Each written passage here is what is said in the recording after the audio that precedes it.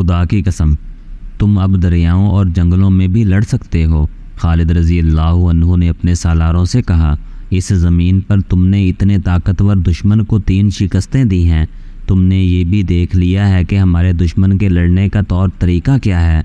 मसना ने बताया है कि दुश्मन अगर इसी मैदान में हुआ जहाँ वो पड़ाव किए हुए है, तो ये जहन में रख लो कि ये मैदान 2 दरियाओं, दरियाए फ़रात और दरियाए खसीफ़ के दरमियान है। मैदान हमवार है, लेकिन दरख्तों और सब्ज़े की बहुतात है। दौड़ते घोड़ों पर तुम्हें दरख्तों का और इनकी झुकी हुई टहनियों का ख्याल रखना होगा, वरना इन टहनियों से टकराकर मारे जाओगे। मैदान महदूद भी है, हमें दुश्मन को किसी किस्म का धोखा देने का और चालें चलने का मौका नहीं मिल सकेगा। हमें आमने सामने का मार्का लड़ना पड़ेगा। इब्ने उमरो और इब्ने हातिम पहलुओं के सालार होंगे। इन्हें जब भी और जैसा भी मौका मिला ये इसके मुताबिक नक़ल व हरकत करेंगे। अपने कमानदारों को ये बताना ज़रूरी है कि आमने सामने की लड़ाई में जज्बे की शिद्दत और जिस्मानी फुर्ती और मजबूत हौसलों की ज़रूरत होती है। इब्ने हारसा, तुम हमारे पाबंद होकर नहीं लड़ोगे। तुम्हारे साथ पहले तय हो चुका है कि तुम अपने अंदाज का मार्का लड़ोगे, लेकिन तुम ये एहतियात करोगे कि तुम्हारे सवार हमारे रास्ते में ना आए। तुमने अपने सवारों को यही तरबियत दे रखी है, इन्हें इस तरह इस्तेमाल करो, लेकिन अंधाधुंध नहीं। नज़्म व ज़ब्त बहुत ज़रूरी है। इब्ने वलीद, मसना बिन हारसा ने कहा, तुझ पर अल्लाह की रहमत हो। तूने जैसा कहा है तुझे वैसा ही नजर आएगा। क्या तू मुझे इजाज़त देता है कि मैं अपने दस्ते में चला जाऊं? मैं तुझे अल्लाह के सुपुर्द करता हूं हारसा के बेटे। खालिद रज़ी अल्लाह अन्हु ने कहा, जा मैदान जंग में मिलेंगे या मैदान हशर में। मसना ने घोड़े को ईड़ लगाई और पलक झपकते नज़रों से ओझल हो गया। इसके साथ इस आतिश परस्त कमानदार का घोड़ा भी था जिसे इसने कत्ल कर दिया था। वो ये घोड़ा खालिद रज़ी अल्लाह अन्हु के लश्कर को दे गया था। इतनी थोड़ी तादाद में और इतने महदूद वसाइल के भरोसे मदीने के मुजाहिदीन इस लश्कर पर हमला करने जा रहे थे, जिसकी तादाद इनसे 3 गुना से भी ज़्यादा थी और जिसके हथियार भी बेहतर थे और जिनके सर लोहों की खूदों से और चेहरे लोहे की जंजीरों से ढके हुए थे। इनकी टांगों पर जानवरों की मोटी और खुश्क खालों के खौल चढ़े हुए थे। मुजाहिदीन के दिलों में कोई खौफ न था, जहनों में कोई वहम और वसवसा न था। इनके सामने एक पाक और अजीम मकसद था। इनकी निगाहों में इनके अल्लाह और रसूल सल्लल्लाहु अलैहि वसल्लम और अपने मजहब की अजमत थी। अपनी जानों की कोई अहमियत न थी सिवाय इसके कि इनकी जान अल्लाह की दी हुई है और इसे अल्लाह की राह में ही कुर्बान करना है। अपनी ज़िंदगी देकर वो इस्लाम को ज़िंदा रखने का ओहद किए हुए थे। वो घरों से, अपनी बीवियों से, अपनी माँओं, बहनों और बेटियों से दूर ही दूर हटते जा रहे थे। इनके शबो रोज़ खाको खून में गुजर रहे थे। ज़मीन इनका बिछोना थी और ऊपर आसमान था। बातिल की चट्टानों से टकराना, कुफ्र के तलातुम को चीरना और दुश्मनाने दीन के अज़ाइम को कुचलना इनकी इबादत थी। इनकी ज़बानों पर अल्लाह का नाम था। वो तलवार का वार करते थे तो अल्लाह का नाम लेते थे और तलवारों से कटकर गिरते थे तो अल्लाह का नाम लेते थे। ज़ख्मी होते तो अल्लाह को पुकारते थे। लारेब ईमान की पुख्तगी और जज्बे की दीवानगी इनके हथियार थे और यही इनकी ढाल थी। वो इस वक्त दुश्मन के सामने पहुँचे जब दुश्मन का दोपहर का खाना तैयार हो चुका था। इनके सालार जाबान के हुक्म से लश्कर के लिए ख़ास खाना तैयार किया गया था। मौर्रिख तिबरी, इब्ने हश्शाम और मोहम्मद हुसैन हैकल लिखते हैं कि फ़ारिस की फ़ौज को सांडों की तरह पाला जाता था। सिपाहियों को मुर्गन खाने खिलाए जाते थे। फ़ारिस के शहनशाहों का असूल बल्कि अकीदा था कि मजबूत और मुतमिन फ़ौज ही सल्तनत, तख्त और ताज की सलामती की ज़ामिन होती है। फ़ारसी सालार जाबान ने इससे ज़्यादा मुर्गन और पुरतकल्लुफ़ खाना तैयार कराया था जो फ़ौज को आमतौर पर मिला करता था। इस खाने का जिक्र तारीख़ों में भी आया है। बेशुमार जानवर ज़िबा कर दिए गए थे। गोश्त के अलावा कई चीज़ें पकाई गई थीं। मौरखों ने लिखा है कि जाबान अपने लश्कर की खातिर तवाज़ो कर रहा था कि सिपाही खलूसे दिल से लड़ेंगे और अच्छे से अच्छा खाने के लिए ज़िंदा रहेंगे। खाना चूँकि ख़ास था इसलिए इसकी तैयारी में मामूल से ज़्यादा वक्त लग गया। दिन का पिछला पहर शुरू हो चुका था जब खाना तैयार हुआ। लश्कर भूख से बेताब हो रहा था। जब लश्कर को इतला दी गई कि खाना तैयार हो गया है और लश्कर खाने के लिए बैठ जाए, ऐन इस वक्त गश्ती संतरियों ने इतला दी कि मुसलमानों की फ़ौज सर पर आ गई है। खालिद रज़ी अल्लाह अन्हु अपने इस मकसद में कामयाब हो गए थे कि दुश्मन को इनकी आमद की खबर कब्ल वक्त न हो। इन्होंने दुश्मन को बेखबरी में जा लिया था। आतिश परस्तों और ईसाइयों में हड़बूंग सी बर्पा हो गई थी। सालार और कमांदार चिल्ला चिल्लाकर दोनों लश्करों को जंग की तैयारी और सफ़बंदी का हुक्म दे रहे थे, मगर लश्कर के सामने जो रंगारंग खाने रखे जा रहे थे इन्हें लश्कर छोड़ने पर आमादा न था। तिब्री की तहरीर शाहिद है कि लश्कर से बड़ी बुलंद आवाज़ उठी कि मुसलमानों के पहुंचने तक वो खाना खा लेंगे। बेशतर सिपाही खाने में मसरूफ़ हो गए। खालिद रज़ी अल्लाह अन्हु की फ़ौज जंगी तरतीब में बिल्कुल सामने आ गई। ये फ़ौज हमले के लिए बिल्कुल तैयार थी। आतिश परस्तों और ईसाइयों में वो भी थे जो मुसलमानों से शिकस्त खा चुके थे। इन्होंने अपनी फ़ौज को मुसलमानों की तलवारों और बर्छियों से कटते देखा था। वो मुसलमानों को देख कर ही डर गए थे। खाना छोड़ दो, इनमें से कई एक ने वावेला बर्पा कर दिया। इन मुसलमानों को मौका ना दो, ये काट देंगे, मार देंगे, तैयार हो जाओ। वो खाना छोड़कर लड़ने की तैयारी करने लगे। बाकी लश्कर अपने सालारों और कमांदारों का भी हुक्म नहीं मान रहा था। वो सब भूख से मरे जा रहे थे, लेकिन जिन्होंने मुसलमानों के हाथ देखे हुए थे इनकी खौफजदा हड़बोंग देखकर सारा लश्कर खाना छोड़कर उठ खड़ा हुआ। मदीने के मुजाहिदीन और आगे चले गए। खालिद रज़ी अल्लाह अन्हु इन्हें अहकाम दे रहे थे। दुश्मन ने अभी घोड़ों पर जीनें कसनी थीं और सारे लश्कर को ज़िर्रा पहननी थी। जाबान ने मोहलत हासिल करने के लिए ये तरीका अख्तियार किया कि इस दौर के रिवाज के मुताबिक ईसाइयों के सरदार अब्दुल असवद अजली को ज़ाती मुकाबले के लिए आगे कर दिया। किसमें हिम्मत है जो मेरे मुकाबले के लिए आएगा? अब्दुल असवद ने अपने लश्कर से आगे आकर मुसलमानों को ललकारा।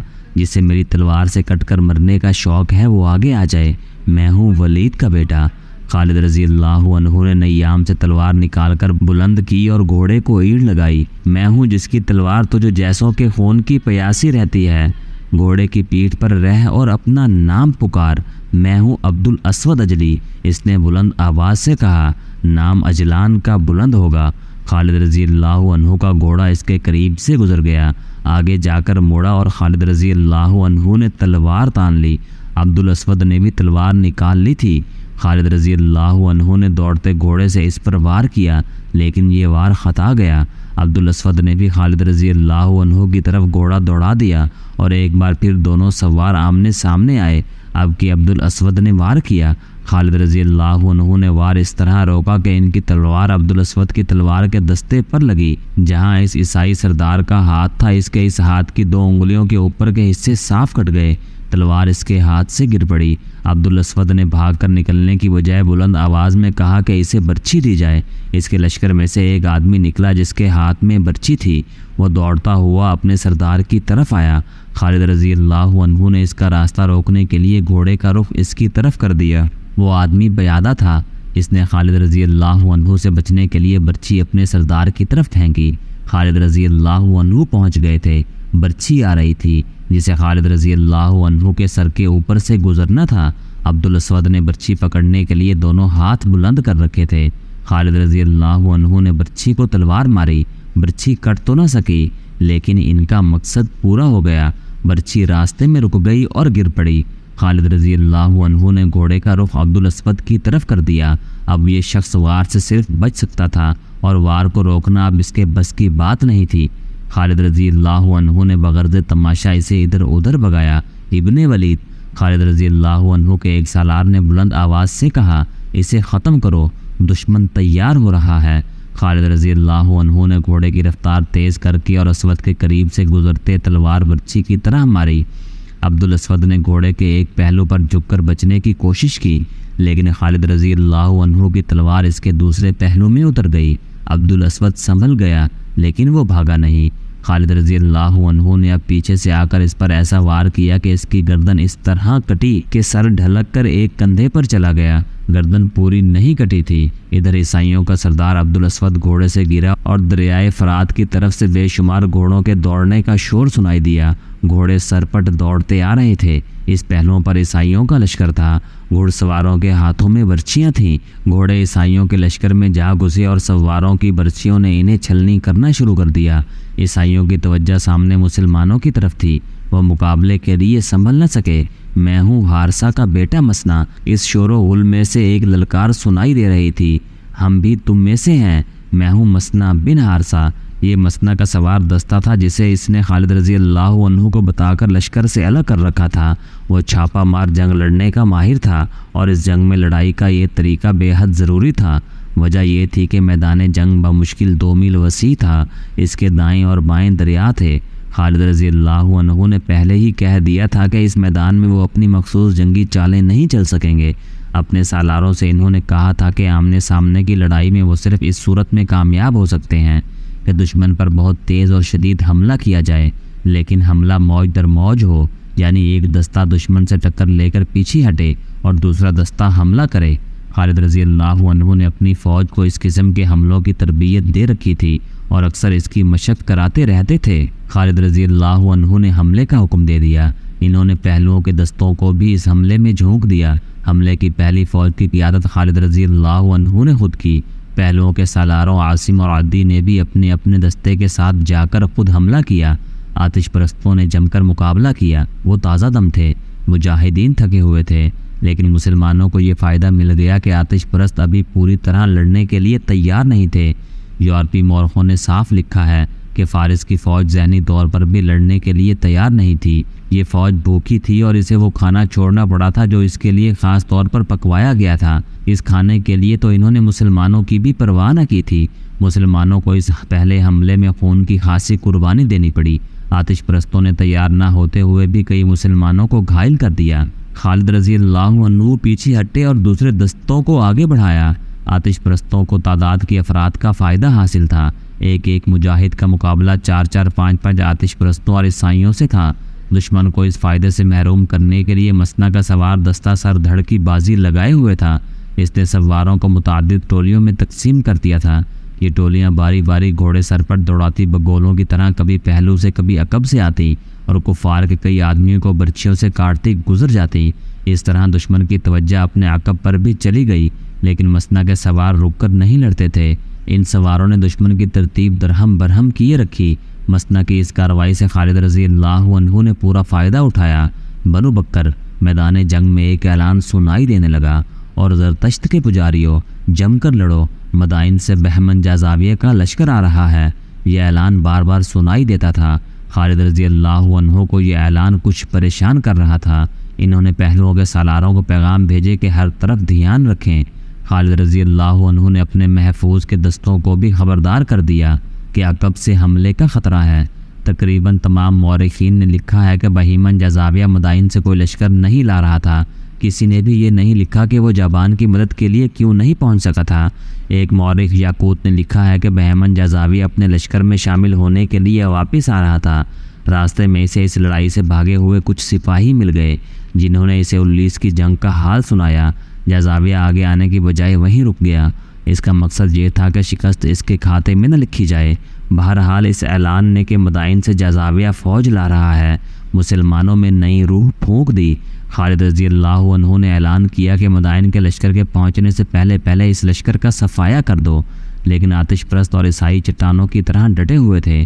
खालिद रज़ी अल्लाह अन्हु दुआ तो करते ही थे, लेकिन ये पहला मौका था कि खालिद रज़ी अल्लाह अन्हु घोड़े से उतरे, ज़मीन पर घुटने टेके और हाथ बुलंद करके दुआ की, ए खुदाए जुल जलाल, हिम्मत अता फरमा कि हम इस लश्कर को नीचा दिखा सकें। मैं अहद करता हूँ कि मैं तेरे दीन के दुश्मनों के खून का दरिया बहा दूँगा। अब के खालिद रज़ी अल्लाह अन्हु ने नए जोश व खरोश से हमले करवाए। पहलुओं के दोनों सालारों ने दुश्मन को नीम दायरे में ले लिया। अकब से मसना बिन हारसा के सवारों ने अपनी छापामार कार्रवाइयाँ जारी रखीं। 2-3 घंटे बाद साफ नज़र आने लगा कि दुश्मन के कदम उखड़ रहे हैं। चूँकि दुश्मन की तादाद ज़्यादा थी, इसलिए इसके मरने और ज़ख्मी होने वालों की तादाद भी ज़्यादा थी। ये हालत देखकर ईसाई और आतिश परस्तों के वो लोग जो पहली 3 जंगों से ज़िंदा भाग निकले थे, हौसला हार बैठे और जाने बचाने के लिए मैदान जंग से खिसकने लगे। फिर लश्कर के दूसरे लोग भी पीछे हटने लगे। ये सूरत देखकर मुसलमानों ने अपने हमलों में मज़ीद शिद्दत पैदा कर दी। फिर अचानक यूँ हुआ कि कुफ़ारों ने भागना शुरू कर दिया। ताक़ुब करो। खालिद रज़ी अल्लाह अन्हु ने अपने तमाम लश्कर में कासिद इस पैगाम के साथ दौड़ा दिए और बुलंद आवाज़ में ऐलान भी कराया, इन्हें भागने मत दो, इन्हें कत्ल भी ना करो, ज़िंदा पकड़ लाओ। इस ऐलान का कुफ़ार पर एक असर तो ये हुआ कि इन्होंने भागने की बजाय हथियार डालने शुरू कर दिए। बाज़ ने खौफज़दा होकर भाग उठना बेहतर समझा। मसना के सवारों ने इन्हें घेर कर पीछे लाना शुरू कर दिया। जंग ख़त्म हो चुकी थी। मैदान जंग लाशों और तड़पते और बेहोश ज़ख्मियों से भरा पड़ा था। एक तरफ वो खाना महफूज पड़ा था जो दुश्मन के लश्कर के लिए तैयार किया गया था, खालिद रज़ी अल्लाह अन्हु के हुक्म से मुजाहिदीन खाने पर बैठ गए। जो सिपाही भागने वालों को पकड़ पकड़ कर ला रहे थे वो भी खाना खाने लगे। खालिद रज़ी अल्लाह अन्हु ने मुजाहिदीन से कहा, अल्लाह ने ये खाना तुम्हारे लिए तैयार कराया था, इत्मीनान से खाओ। मुसलमान मुख्तलिफ खाने देखकर हैरान हो रहे थे। इन्होंने ऐसे खाने पहले कभी ही देखे ही नहीं थे। वो जौ की रोटी, ऊँटनी का दूध और खजूरें खाने वाले लोग थे।